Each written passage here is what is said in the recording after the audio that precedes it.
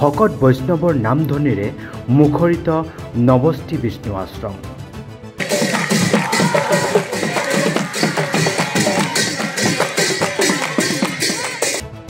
বাক্সা জিলাৰ নৱস্থি বিষ্ণু আশ্ৰমত চলি আছে বাক্সা জিলা শাখাৰ চতুৰ্থদশ বাৰ্ষিক অধিৱেশন।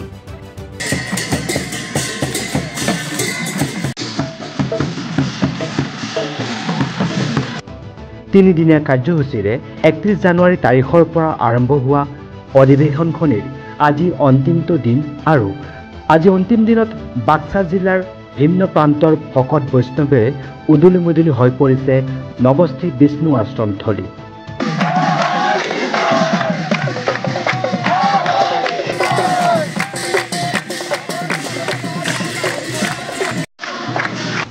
পুৱাই উত্তোলন কৰা হয় ধৰ্মধ্বজা।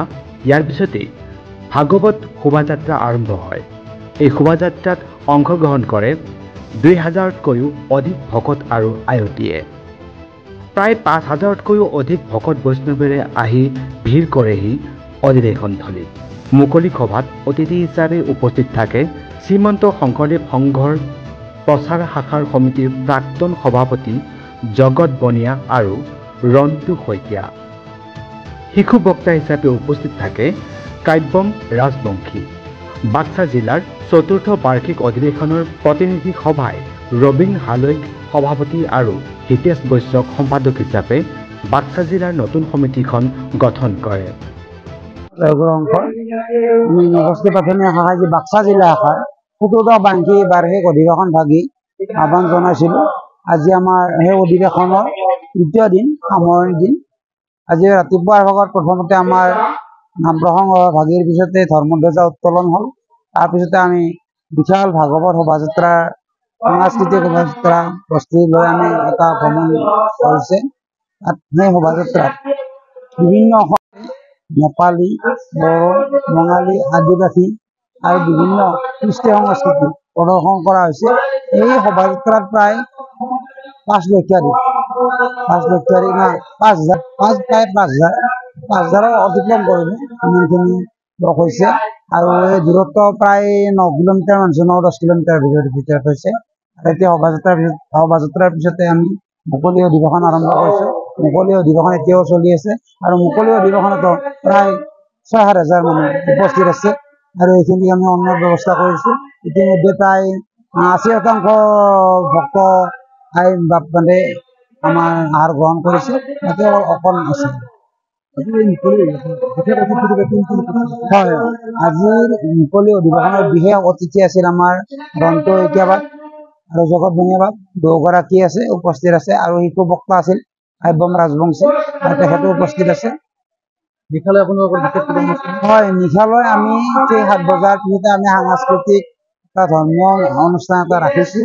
সাংস্কৃতিক অনুষ্ঠানত আমাৰ নৱস্থি প্ৰাথমিকৰ লগতে এই নৱস্থি অঞ্চলবাসী সাংস্কৃতিক কিছুমান পৰিৱেশন কৰা হ'ব আৰু বাক্সা জিলা শাখাৰ কিছু ধৰ্মীয় সাংস্কৃতিক দিশ উন্মোচন কৰা হ'ব। আৰু তাৰপিছতে আমি আমন্ত্ৰণ কৰিছোঁ অসমৰ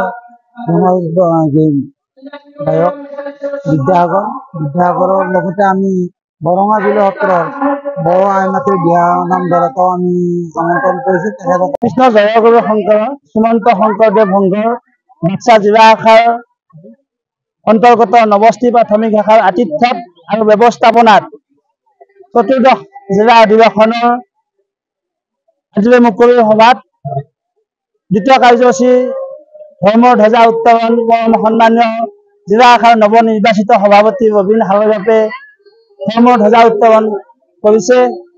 ভাগৱত শোভাযাত্ৰা বৰ্ণাঢ্য কাৰ্যসূচী ভাগ শুভ উদ্বোধন কৰিছে শ্ৰীমন্ত শংকৰদেৱ সংঘৰ নৱনিৰ্বাচিত মূল সদস্য পৰম সন্মানীয় জ্যোতিষ মেধি বাপজনাই। দিনৰ 11 বজাত মুকলি সভাত সভাপতিত্ব কৰে পৰম সন্মানীয় নৱনিৰ্বাচিত সভাপতি ৰবীন হালৈ বাপজনাই আৰু সভাখন আনুষ্ঠানিকভাৱে শুভ উদ্বোধন কৰে উদ্বোধক শ্ৰীমন্ত শংকৰদেৱ সংঘৰ সদ্য ঘোষিত প্ৰাক্তন সভাপতি পৰম সন্মানীয় চৈতন্য মেধি বাপজনাই। এই সভাত দুগৰাকী নিৰ্দিষ্ট বক্তা উপস্থিত থাকে। বক্তাদ্বয় শ্ৰীমন্ত শংকৰদেৱ সংঘৰ প্ৰচাৰ শাখা সমিতিৰ সভাপতি পৰম সন্মানীয় জগত বনিয়া বাপ আন এগৰাকী নিৰ্দিষ্ট বক্তা পৰম সন্মানীয় শ্ৰীযুত ৰন্তু শইকীয়া বাপজনা সুদূৰ বিশ্বনাথ জিলা শাখাৰ পৰা ইয়াত উপস্থিত হৈছে।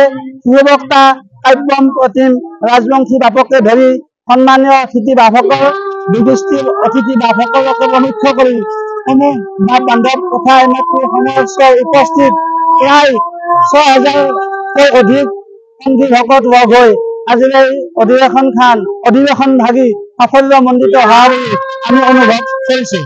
প্ৰায় ২,০০০ৰ পৰা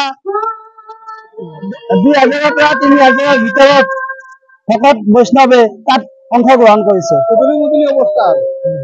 আজি নিশাৰ বিশেষ আকৰ্ষণ শ্ৰীমন্ত শংকৰদেৱ সংঘৰ এগৰাকী সেৱক, শ্ৰীমন্ত শংকৰদেৱ সংঘৰ এগৰাকী যুৱক, এগৰাকী শিল্পী পৰম সন্মানীয় শ্ৰীযুত বিদ্যাসাগৰ বাপ আৰু বাপজনাই।